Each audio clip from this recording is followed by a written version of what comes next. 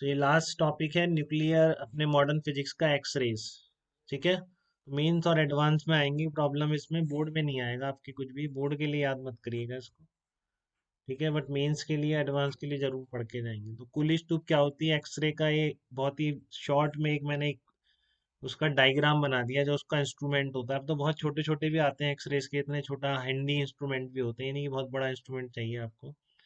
जो मेटल की properties, material science में जो लोग रिसर्च करते हैं पढ़ते हैं, उनके उनको जरूर एक्सपीरियंस होता है इस एक्सरेज का। ठीक है ना, क्योंकि डिफेक्ट विफेक्ट देखने में बहुत यूज होती है। बट हमारे लिए जो इंपॉर्टेंट चीजें मैं लिख रहा हूँ कि पहली देखो कैसे निकलती है, पहले इंस्ट्रूमेंट देखो क्या होता है आपका। ये फोटो इलेक्ट्रिक इफेक्ट का जस्ट रिवर्स है। फोटोन्स डाल के आपने इलेक्ट्रॉन्स निकाले थे, आपको याद हो फोटो इलेक्ट्रिक इफेक्ट अगर आपने पढ़ा है तो आपको जरूर याद होगा कि आपने लाइट फोटोन्स डाल के इलेक्ट्रॉन्स निकाले थे।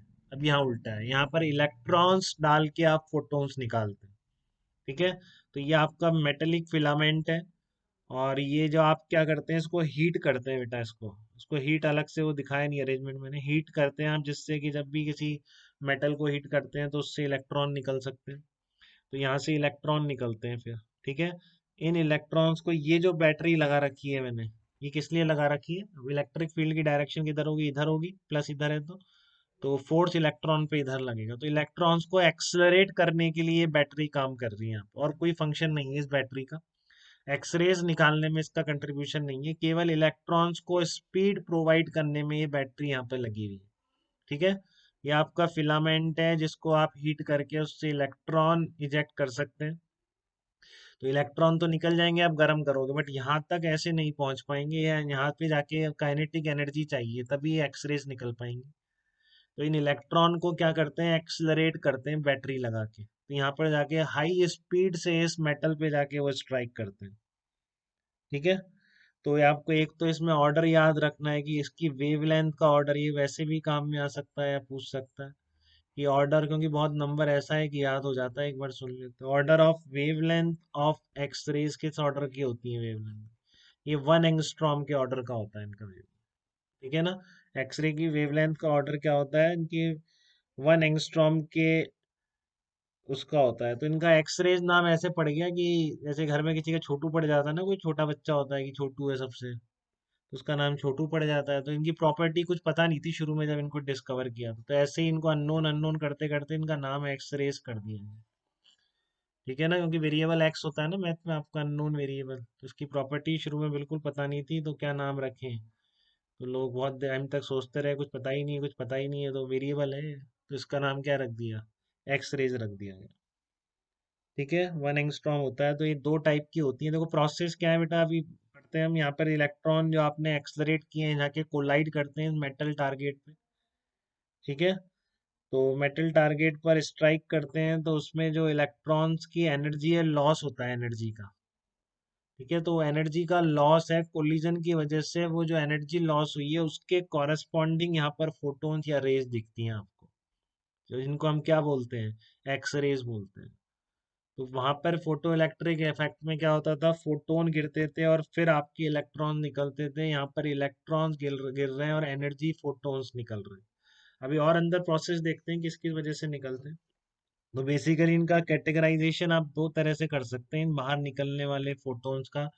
जो photons electron, high energy electron के मेटल टारगेट से टकराने के कारण निकल रहे हैं, क्योंकि इलेक्ट्रॉन की काइनेटिक एनर्जी का लॉस होता है वहाँ पे, और भी बहुत चीजें हैं वो मेटल टारगेट पर, जिससे इलेक्ट्रॉन कोलाइड करता है और अपनी एनर्जी का लॉस करता है।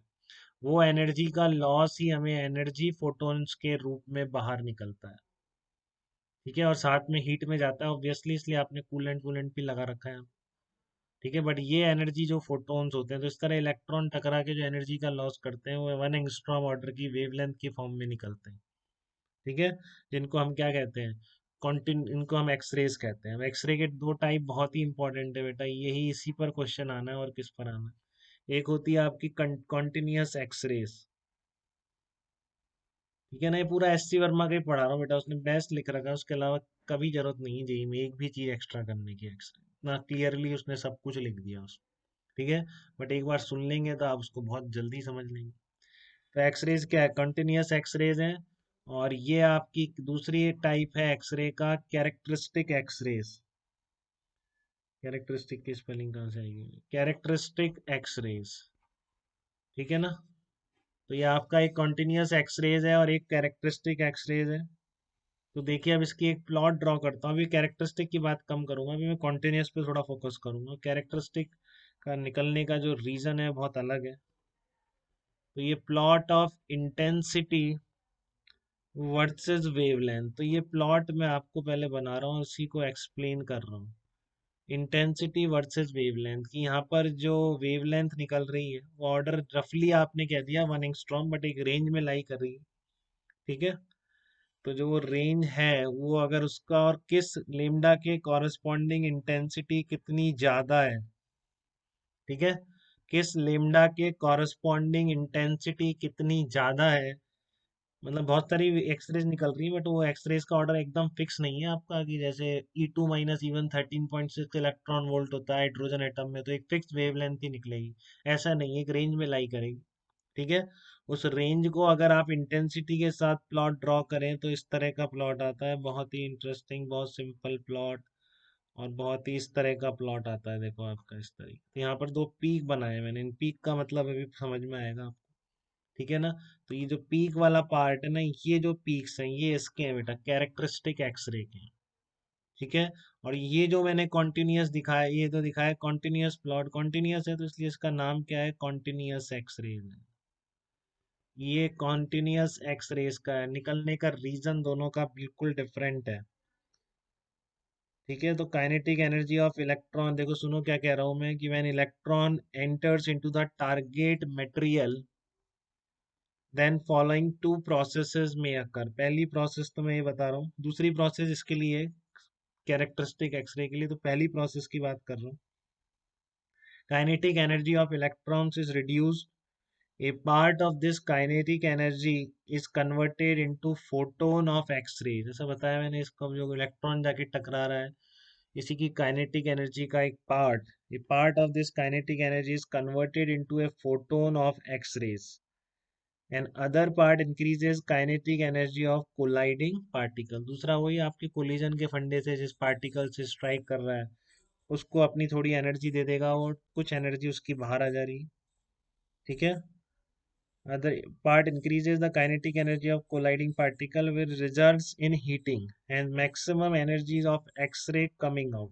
समझ रहे हैं आप, ये जो कंटिन्यूस एक्सरे की बात कर रहा हूँ इसका रीजन यही है कि इलेक्ट्रॉन्स जो आ रहे हैं वो अपनी कुछ एनर्जी का पार्ट बाहर भेज दे रहे हैं, बस इसलिए कंटिन्यूस एक्सरेज निकल रही है, ठीक है। कुछ पार्ट बाकी को प्रोवाइड कर दे रहे हैं जो भी एटम एटम है, और कुछ पार्ट उनका एमिट हो जा रहा है, तो इससे आपकी क्या फॉर्म हो रही है, कॉन्टिन्यूस एक्सरे फॉर्म हो रही है।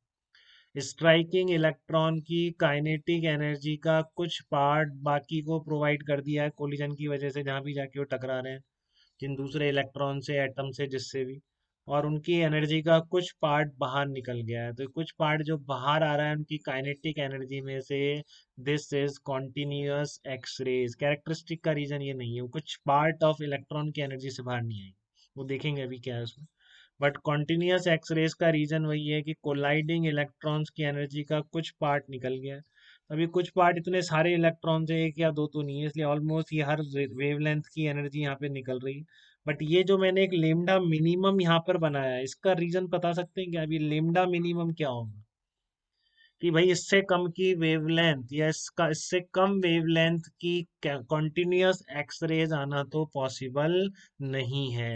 ये समझ में आ रहा है क्या आपको, कि इससे कम वेवलेंथ की जो एक्सरेज हैं वो आना पॉसिबल नहीं है। इसका मतलब क्या है, कम वेवलेंथ मतलब इससे ज्यादा एनर्जी की वेवलेंथ, एनर्जी की एक्सरेज आना पॉसिबल नहीं, क्योंकि आप इधर जा रहे हो तो लेमडा बढ़ रहा है तो एनर्जी और कम होती जा रही है। तो ये लेमडा मिनिमम यहाँ पर क्या दे रही है, मैक्सिमम एनर्जी से बाहर आने वाली कंटिन्यूअस एक्सरे के बारे में बात कर रही है, ठीक है। तो जब मैं कह रहा हूँ कि काइनेटिक एनर्जी लेके जा रहा है इलेक्ट्रॉन और उसका कुछ पार्ट लॉस हो जा रहा है, तो सीधी बात है कि मान लो बिल्कुल पार्ट लॉस नहीं हुआ, जितनी काइनेटिक एनर्जी लेके गया वही सारी बाहर आ गई। हाँ बिल्कुल, जितनी इलेक्ट्रॉन एनर्जी लेके जा रहा है वो सारी बिना लॉस हुए बाहर आ गई, तो उससे ज्यादा एनर्जी तो नहीं आ सकती ना, कहाँ से आएगी, कन्वर्ट होती है ना एनर्जी तो।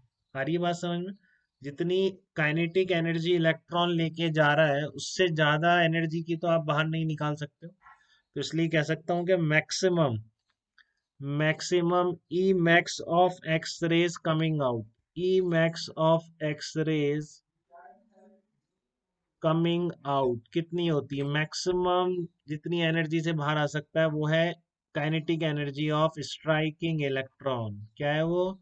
Kinetic energy of striking electron है वो। कि उससे ज्यादा एनर्जी की तो बाहर नहीं आ सकती। काइनेटिक एनर्जी कितनी होगी? तो उसके लिए यहाँ पर आपको इसका पोटेंशियल डिफरेंस गिवन होता है। यहाँ पर जो पोटेंशियल डिफरेंस अप्लाई किया गया, लेट से वो कैपिटल वी है। तो फिर आपको पता है कि इलेक्ट्रॉन को वी वोल्ट से एक्सलरेट करना है। हमने मान लिया कि इससे बाहर नेग्लिजिबल स्पीड से आ रहे हैं। तो कभी दे दे बेटा कि यहाँ से बाहर इतनी स्पीड से निकल रहे हैं, तो ध्यान रखिएगा। फिर यहाँ पर मान लो अगर वी नॉट से निकल रहे हैं तो यहाँ पर पहुंचने वाले इलेक्ट्रॉन की एनर्जी होगी eV plus half m v naught square. ये ध्यान रखेंगे। अभी जो जनरल केस है हम जितना पढ़ते हैं हम मान रहे हैं कि यहाँ से जस्ट जीरो एनर्जी से बाहर निकले। तो फिर आपको बताएं यहाँ से यहाँ तक वही फोटो इलेक्ट्रिक इफेक्ट वाला है अपना, उसमें भी तो ऐसे ही करा था। इलेक्ट्रॉन यहाँ पहुंच जाते हैं तो वर्क डन कितना होगा इलेक्ट्रॉन पे? यहाँ से यहाँ तक पहुंचने में वर्क डन मान लो डी डिस्टेंस है, समझ पा रहे हैं? आपको ऐसे ही बताया मैंने प्रूफ। इलेक्ट्रॉन पे जो वर्क डन होगा, work done by all the forces, वो किसके बराबर होगा? चेंज इन काइनेटिक एनर्जी के। तो ई इंटू डी क्या होता है? पोटेंशियल डिफरेंस के बराबर। तो ईवी इक्वल टू के, सबको बताए? हाँ गुड। क्यू चार्ज को वी वोल्ट से एक्सलरेट करते हैं तो काइनेटिक एनर्जी इसी तरह उसमें क्यू इंटू वी आ जाती है। ठीक है, तो मैंने बहुत इंपॉर्टेंटली आपको बताया भी है कि अगर इसको आप वी को वोल्ट में रख देंगे, ठीक है ना, इस वी को आप अगर किस में रख देंगे, वी को वोल्ट में डाल देंगे, ठीक है, तो E इंटू वी क्या आ जाएगा आपका? E इंटू वी आपकी जूल में, उसमें इलेक्ट्रॉन वोल्ट में एनर्जी आ जाएगी। ठीक है ना, ये बात हो चुकी है अपनी मॉडर्न फिजिक्स में। अगर V को आपने वोल्ट में डाला तो E इंटू वी आपको क्या देता है? सीधे की सीधे आपको इलेक्ट्रॉन वोल्ट में एनर्जी दे देता है। क्योंकि आप V वोल्ट रखोगे, चार्ज कूलॉम में रखोगे तो आप बोलोगे जूल में आ रहा है। फिर इलेक्ट्रॉन वोल्ट में कन्वर्ट करने के लिए वापस ई से डिवाइड करोगे तो ई से ही कट जाएगा। तो ई इंटू वी में वी को अगर वोल्ट में रख दोगे तो ई इंटू, जैसे मान लो 12 वोल्ट है तो 12 वोल्ट का मतलब 12 इलेक्ट्रॉन वोल्ट एनर्जी, बस खत्म। ठीक है, 12 वोल्ट मतलब 12 इलेक्ट्रॉन वोल्ट एनर्जी। अगर आपने 12 वोल्ट यहाँ पे लगा दिया तो इलेक्ट्रॉन की यहाँ पर पहुंचने पर काइनेटिक एनर्जी कितने इलेक्ट्रॉन वोल्ट होगी? 12 इलेक्ट्रॉन वोल्ट। आपको जूल में लिखना है तो 12 इंटू 1.6 इंटू 10⁻⁻19 जूल होगी। बट अब ये गलती कोई नहीं करेगा। 10 वोल्ट लगाया तो इलेक्ट्रॉन कितने वोल्ट से पहुंचेगा? 10 इलेक्ट्रॉन वोल्ट से। अब वो बात अलग है कभी यहाँ से निकलने वाली एनर्जी भी दे दे कितनी एनर्जी से निकल रही है, या इसको आपको फोटो इलेक्ट्रिक इफेक्ट से कभी लिंक कर दे कि फोटो इलेक्ट्रिक इफेक्ट से निकलने वाले इलेक्ट्रॉन्स को यहाँ स्ट्राइक कर रहे हैं, तो फोटो इलेक्ट्रॉन वाले तो बोले मैक्सिमम कितनी एनर्जी के निकल सकते हैं। तो मान लो ये फोटो इलेक्ट्रॉन निकल रहे हैं तो यहाँ पर फोटो इलेक्ट्रॉन्स की मैक्सिमम काइनेटिक एनर्जी पता होती है आपको? उसी को याद आ रहा हूँ, इसने थोड़ा रिवाइज रिवाइज किया है, ऐसे याद थोड़ी नहीं आता एक बार में। जिसने एक बार ही सुना है हाँ बिल्कुल। तो H new minus five not maximum kinetic energy है। और फिर यहाँ से ई वी वोल्ट से एक्सलरेट कर दिया तो ए इंटू वी प्लस के मैक्स, इतनी मैक्सिमम काइनेटिक एनर्जी से इलेक्ट्रॉन स्ट्राइक कर रहा है। तो फिर उतनी आपके एक्सरे जो बाहर आएगी उसकी मैक्सिमम एनर्जी पॉसिबल कितनी हो जाएगी? हाँ बिल्कुल, विलक्षण याद है आपको। जिस जो बाहर आने वाला है उसकी मैक्सिमम, बाहर आने वाले एक्सरे की मैक्सिमम एनर्जी कितनी हो जाएगी? K max plus e into V. तो उसके अकॉर्डिंग फिर लेमडा मिनिमम डिसाइड हो। तो कभी ऐसा क्वेश्चन बना दे तो ध्यान रखना है। अभी मैं क्या लेके चल रहा हूँ, मैं एज्यूम करके चल रहा हूँ कि जो इलेक्ट्रॉन बाहर निकल रहे हैं, जस्ट निकल रहे हैं, मतलब इनकी एनर्जी, ऐसे तो जिनकी एनर्जी क्या है आपकी ऑलमोस्ट नेग्लिजिबल है बाहर निकलने वाली। ठीक है, तो kinetic energy of striking electron कितनी हो गई? ई इंटू वी हो गई। तो इससे आपका कंटिन्यूस एक्सरे की जो मिनिमम का फार्मूला है भाई, अब याद रखें, आपको कुछ अलग से फार्मूला रटने की जरूरत नहीं है। आपको बेसिक समझ हो गई है कि जो ई इंटू वी एनर्जी से आ रहा है यही S C by lambda minimum है। तो ये लेमडा मिनिमम बहुत पूछता है, तो कितना हो जाएगा? एक तो आपकी कुलिस ट्यूब का पोटेंशियल डिफरेंस कैपिटल वी है, ठीक है, तो आप लेमडा मिनिमम बता सकते हैं S C by E into V. This is the minimum wavelength below which no X ray is emitted. This is called cut off wavelength और थ्रेशोल्ड वेवलेंथ। क्या नाम है इसका? ये नोट्स में सब लिखा मिलेगा, इसलिए मैं कुछ लिख नहीं रहा हूँ यहाँ पे। ठीक है ना, सही राइटिंग में लिखा हुआ, आप आराम से नोट्स बना सकते हैं खुद के। नहीं बना पाते हैं तो पीडीएफ में रखेंगे। ठीक है, तो ये कट ऑफ वेवलेंथ और threshold wavelength, cut off wavelength और थ्रेशोल्ड। तो काफी सिंपल कहानी थी इसकी। ये कुछ पार्ट एनर्जी लेके आया इलेक्ट्रॉन, उसका कुछ एनर्जी बाहर निकल गई। तो मिनिमम वेवलेंथ, उससे कम की वेवलेंथ एक्सरे की नहीं हो सकती है। वो डिपेंड करता है कितना वोल्टेज आपने लगाया। आप इस वोल्टेज को बढ़ा के वेवलेंथ और कम कर सकते हैं, मतलब एनर्जी जिससे बाहर निकल रही है वो आप बढ़ा भी सकते हैं। ठीक है, कट ऑफ वेवलेंथ और threshold wavelength.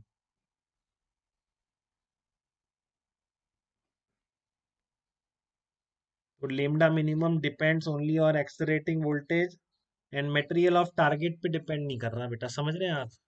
Lambda minimum does not depend on material of target. और दूसरी जो कैरेक्टरिस्टिक एनर्जी है ना, ये depends only on the target material. तो इसलिए बहुत बड़ा डिफरेंस है।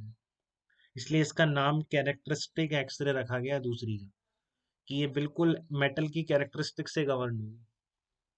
ठीक है ना, ये आपकी बिल्कुल मेटल की कैरेक्टरिस्टिक से गवर्न होगी, इसलिए इसका नाम क्या रखा गया, कैरेक्टरिस्टिक एक्सरे रखा गया। बट आपकी जो कॉन्टिन्यूस एक्सरे है, तो मैं यहाँ पे लिख सकता हूँ कि lambda minimum depends only on, लिखा हुआ तो है आपके नोट्स में, जिस बता दूंगा। लेमडा मिनिमम डिपेंड्स ऑन, जो आपकी मिनिमम वेवलेंथ है कि जिससे कम की वेवलेंथ पॉसिबल नहीं है। Lambda minimum depends on accelerating voltage capital V. क्या बोल रहे हैं इसको, एक्सिलरेटिंग वोल्टेज कैपिटल वी। ठीक है, and does not depend on material of the target, and does